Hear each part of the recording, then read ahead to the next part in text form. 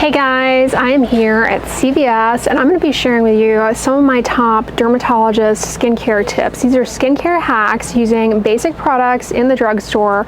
Okay, when it comes to foot care, whether it be dry cracked heels, whether it be foul smelling feet, whether it be foot fungus, you name it, controlling moisture is really the name of the game, because moisture from sweat causes friction, leads to more callus, creates a favorable environment for foot fungus, for toenail fungus, for a condition known as pitted keratolysis, a bacterial skin infection, often on the feet, sometimes on the hands, but mostly on the feet, where the bacteria break down the stratum corneum proteins, creating little pits. As they do that, it releases these sulfur compounds that smell really foul, leaves a slimy texture. It's called pitted keratolysis. I have a whole video about this condition, so check that out.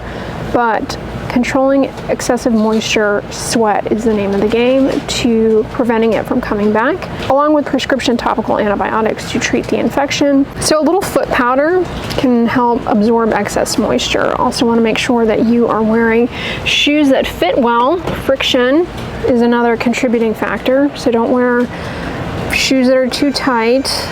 Make sure they support your feet well. Not to mention, having supportive footwear really helps cut down on the buildup of dry, cracked heels. Make sure you keep your toenails trimmed short, less real estate for foot fungus, and make sure that you clean them regularly with an alcohol prep pad or a little bit of rubbing alcohol and a cotton swab. Feminine hygiene washes are a scam. These things cause so many health problems in the downstairs area for ladies.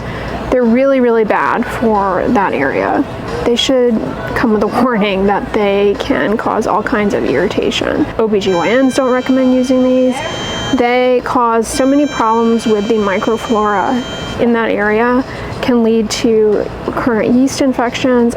They also cause malodor by disrupting the normal flora that's down there and disrupting the pH. They are no good, like all of these things. The washes, the wipes, the foams, all of that kind of stuff. And then they lead to chronic itch. Generations upon generations of women have been brainwashed into believing that these are necessary. They are not. They cause more harm than good. Check it out. This is new from Schick. This Hydro Silk Sugar Wax Wand. Oops. Looks like, I did not do that. Somebody opened the bottom of the box. I feel like I've been pranked. I feel as though I've been pranked. I did not do that. I just want to go on the record. I was pranked. But if you were wondering what it looks like, that's what it looks like. I'm gonna set this out here so someone doesn't do the same thing. Okay, so this is for face and brows. Looks like it is a little wax wand that you use for, that's not very much. So waxing is a reasonable way to remove the hair. Just know that it can increase the risk of ingrown hairs by virtue of the way that the hair is removed. Plus, you can easily get irritation and you can get what's called a folliculitis, a little infection around the hair follicle from all of that irritation. They also had a hair removal cream that's new with a fresh and clean scent. So these all kind of work the same way. They have thioglycolates, which dissolve the hair and basically just melt it off. You want to make sure to follow the instructions to a T, because if you leave it on the skin too long, it starts to digest the keratin proteins in your stratum corneum, and that can lead to quite a bit of irritation. Don't forget to wash behind your ears. It's frequently neglected territory when it comes to bathing. And you have a lot of oil glands back there. It's a common area for the little yeast that naturally live on everyone's skin to kind of get a little too comfortable and cause flakiness called seborrheic dermatitis. And it also can just lead to odor.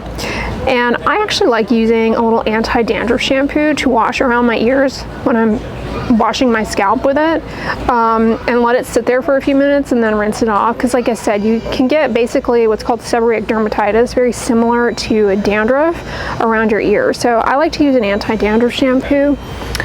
This one, the CVS brand, is selenium sulfide. That's a great option, and does have menthol, which kind of gives a little tingle. There's also zinc pyrithione, an excellent ingredient, which is what is in like Head & Shoulders Classic Clean. And of course you could just use your face wash to the area around your ears as well. You don't necessarily need to use an anti-dandruff shampoo. Moisture wicking socks are a great option for cutting down on foot odor. They help to prevent the buildup of sweat on the skin that would be broken down by bacteria and lead to odor. Also helps to cut down on the risk of foot fungus. A lot of people deal with what's called intertrigo, which is basically skin rashes anywhere where you have skin folds, like under the breast, under the arms, in the groin area. Even behind the ears is technically an intertrigo because it's kind of a fold there. And there are a variety of causes of intertrigo. It's not just intertrigo, here's what you do about it. It all boils down to what type of intertrigo. Is it due to Candida yeast? Is it due to a bacterial infection, a fungal infection, any number of things? But just as was the case with foot care, moisture control there is the name of the game. So a powder can help absorb moisture in the folds. Also, anything you can do to keep the area, again, dry, but also reduce friction. So a diaper rash cream can also be very helpful in this case. This is one of my favorite diaper rash creams to recommend by Aquaphor, the Healing Cream 3-in-1 Diaper Rash Cream. It's a skin protectant, really nice thick balm. It'll help cut down on friction that causes irritation. Also, if you're prone to getting hyperpigmentation under the arms or in between the thighs, anywhere where the skin rubs, use a diaper rash cream in those areas. It'll help lubricate the skin surface and cut down on those frictional forces that drive more hyperpigmentation. The reason I like this one by Aquaphor is it's fragrance free. A lot of diaper rash creams will have fragrance, which is not a good idea because the diaper area, babies, is very sensitive, and especially when they're dealing with diaper dermatitis, which is essentially a irritant reaction due to a combination of friction and moisture trapping. Check it out, you guys. This is new from CVS, this natural soothing baby oil. It has arnica in it, which a lot of people sing the praises of as being soothing. Some people claim that it's helpful for a bruise, but research looking into substantiating those claims has not. Like, research doesn't really support that it does anything, but it has that. It also has rice bran oil, soybean oil. Now, bath oils can be helpful for cutting down on dryness and irritation. This is sort of an alternative to baby oil. I like to recommend an oil before the shower for people who are really prone to flares of eczema because it helps cut down on barrier issues related to bathing. So, but I usually just recommend plain mineral oil. Baby oil is mineral oil plus fragrance.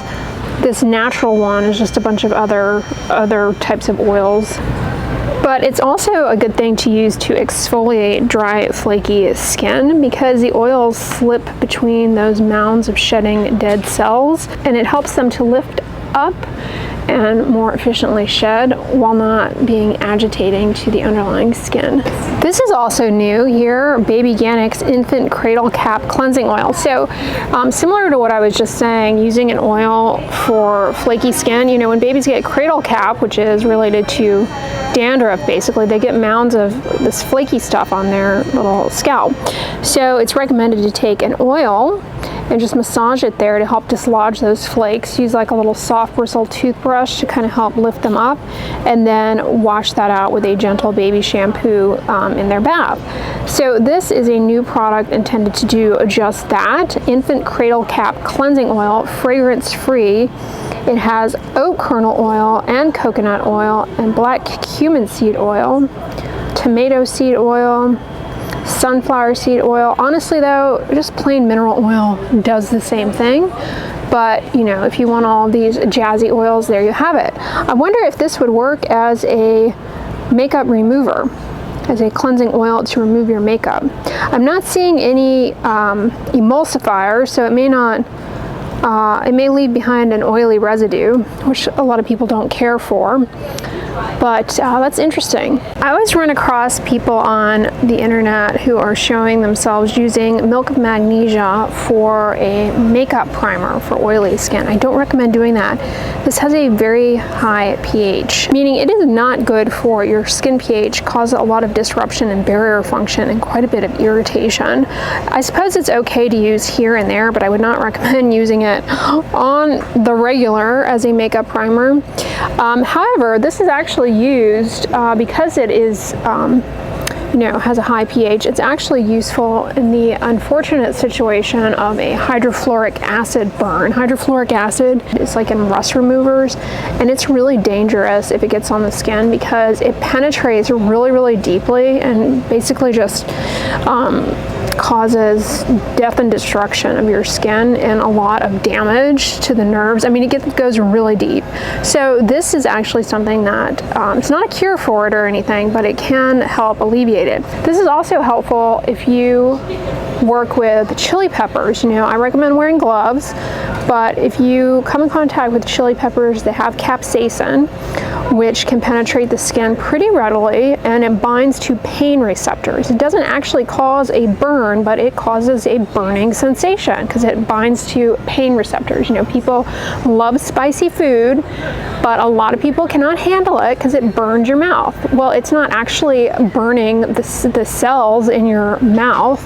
It's not actually causing a true burn, but rather binding to pain receptors. And milk of magnesia can get in there and displace capsaicin from the pain receptor and buy you some relief. Similar to how, somebody may tell you to, if you are eating hot peppers and your mouth is burning, to drink milk. That will work, but milk of magnesia can help, especially on the skin. Maybe a little more efficient than just milk. The other thing to keep in mind along those lines is, so this has a high pH. A lot of people will be drinking soda with their meal, like a cola, Coke, Diet Coke, what have you. Those drinks are acidic. People will keep drinking their soda, trying to cool their mouth. They're doing more, they're just making the pain worse. So if your mouth is burning from hot peppers in your food, don't reach for your soda. Instead, get some milk and swish it around, or you could swish milk and magnesia around in your mouth. That would help more than your soda. Your soda is going to potentiate and aggravate the pain. It's going to make the pain worse. Instead, it's going to make the pain worse and likely last longer than you'd like. So stop drinking your soda. Instead, drink either milk or swish this around your mouth. Don't swallow this because it is a laxative. So while it may alleviate the mouth burn, you'll be on the toilet. So don't do that. But yeah. Okay, along those lines of hacks that you'll often see people saying, oh, use Preparation H, the hemorrhoid cream, as an under eye bag tightener. I don't recommend doing that for a few reasons. Phenylephrine is a vasoconstrictor. May actually temporarily help, to be honest, because of the vasoconstrictive effect, may help push some fluid away, tighten things up a bit, and may also help with redness, but you can get a rebound worsening effect. Also, I want to say, what else is in these? Oops. Sometimes these have a little bit of hydrocortisone in them, so you want to be careful there. That should not be used around the eyes. Doesn't look as though this one does. One of the other explanations, though, is just a cooling effect. Like putting a cool gel under your eye can depuff and reduce under eye puffiness. Under eye puffiness comes and goes, becomes more of a problem with age as the under eye area gets thinner. You have descent of the cheek, pulling things down. So transient fluid accumulation is just a lot more obvious. It's a lot more obvious when it accumulates in anyone because the skin there is so delicate, but with age, it's even more of an issue. Now, other things that can aggravate under eye puffiness are like your seasonal allergies, rubbing the eyes, drinking a lot of alcohol, and a high salt diet. Like if you have a really salty meal out, you may notice the next morning that your under eye area is puffy. It's just a temporary thing, but it's just a cooling gel. You don't need preparation H, you don't need a fancy eye cream necessarily, just a cooling gel, moisturizer.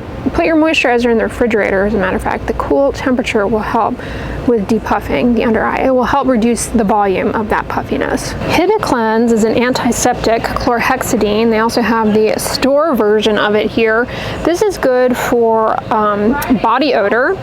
It's great if you suffer from hidradenitis suppurativa. It's a condition where you get painful boils under the arms that break open and can be it's a really uncomfortable condition to live with. It's quite inflammatory, and consistently using Hibiclens under the arm, like in the shower, you lather it there, you let it sit on the skin for a while, and then you rinse it off.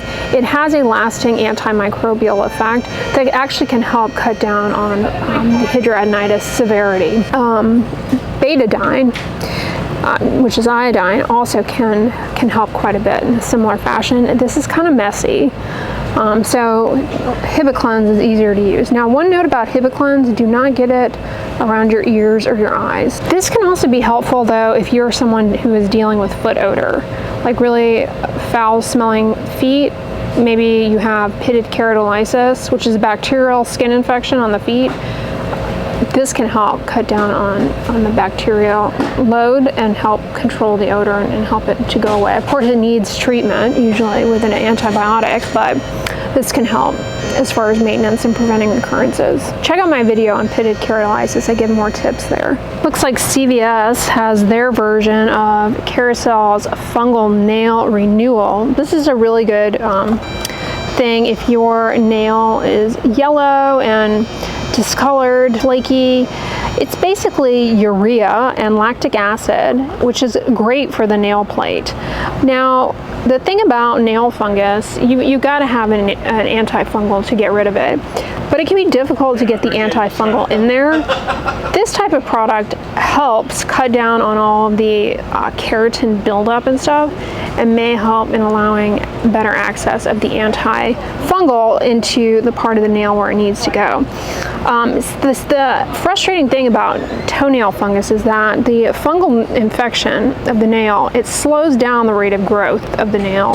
So that's kind of part of what makes it so stubborn to treat. This can really help. Also, if you have, a lot of people's nails get ridges, maybe you were doing a lot of trimming of the cuticles, that can lead to brittle nails. Brittle nails are really common in women over the age of 40. Some of it may just be related to age-related changes in the ability to retain moisture, but if you do like wet work, your hands are in water a lot, it starts to take a toll on the little skin barrier aspect of the proximal nail fold there that protects the nail, you know, the part that grows the nail underneath the skin. So you're more prone to getting like thinning of the nail, ridges, splitting, and breakage. Urea can really help. Now this is great, it's meant to be applied to the nail, but you can also get like a hand cream with urea.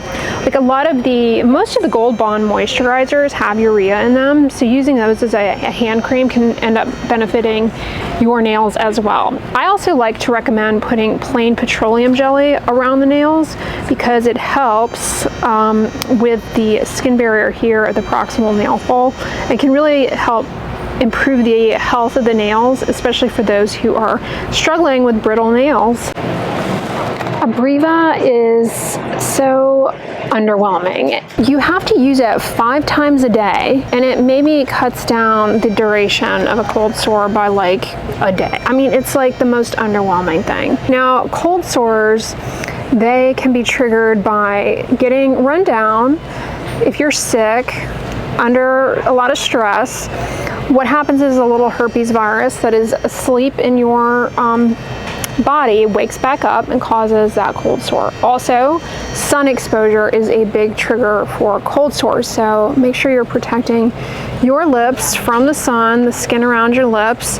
As a side note, this Carmex Weather Guard is not too bad. It does have flavor in it that I found a little irritating, but it is a pretty moisturizing formula.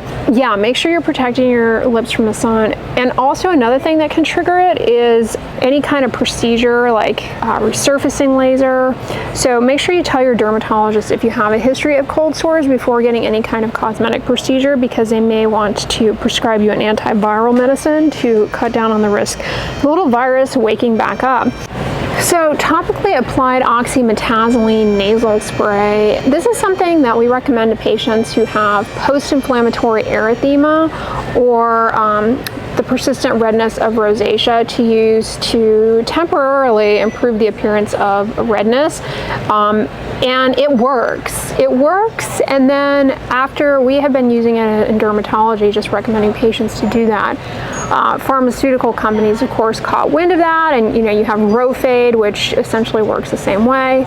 But this is an option, Afrin. I don't suggest using it every day. There's always a theoretical risk of rebound worsening redness with it, although that just hasn't actually been shown to be the case. Like, I've never had anyone experience that, but I still recommend, not using it on a daily basis. But it can actually be helpful not only for the redness of rosacea, but also for people who have post-acne persistent redness that's taking a while to fade. This is something that can be helpful.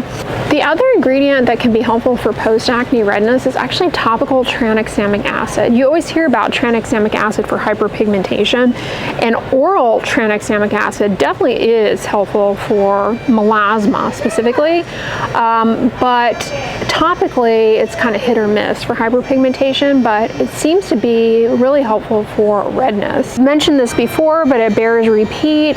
There's some magic about Vicks Vapor Rub. It definitely can help with toenail fungus. If you have toenail fungus, consider putting Vicks Vapor Rub around your toenails and underneath the nail plate. Seems to help in terms of clearing up the fungus. Maybe something with the thymol, the eucalyptol in Vapor Rub.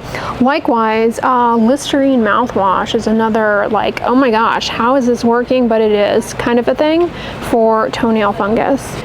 If you use these steroid nasal sprays like fluticasone or budesonide nasal spray for seasonal allergies, be aware a potential complication with these is periorificial dermatitis, little like pimples around orifices. Sometimes people call it perioral dermatitis because it tends to happen around the mouth, but it can happen around the nose and around the eyes. It's related to steroids, inhaled steroids or topical steroids.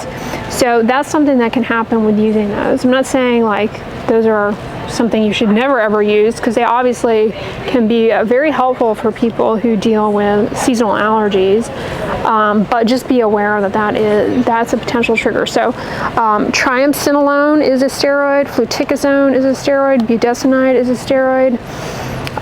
So all of these are potential triggers. Mometazone. All right, you guys, that about wraps it up. I hope you enjoyed this video. On the end slate, I'm going to put my last drugstore skincare shop with me video, so watch that one next if it is of interest to you. But if you like this one, give it a thumbs up, share it with your friends, and as always, don't forget, sunscreen and subscribe. I'll talk to you guys tomorrow. Bye.